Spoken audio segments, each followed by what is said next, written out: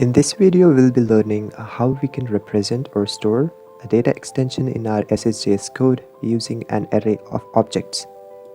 As we know from our previous videos, we can store a single record of a data extension inside an object using the curly braces.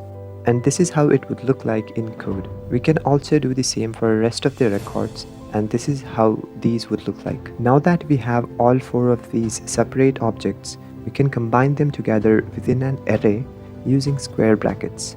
Hence, it becomes an array of objects. And this is how we can store and access a data extension inside our SSJS code.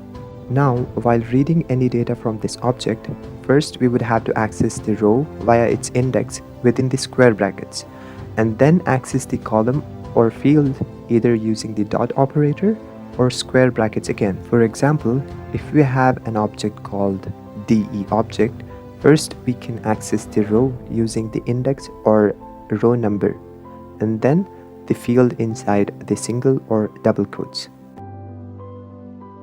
Jumping into the Chrome, here we have all the JS objects with the same data as before.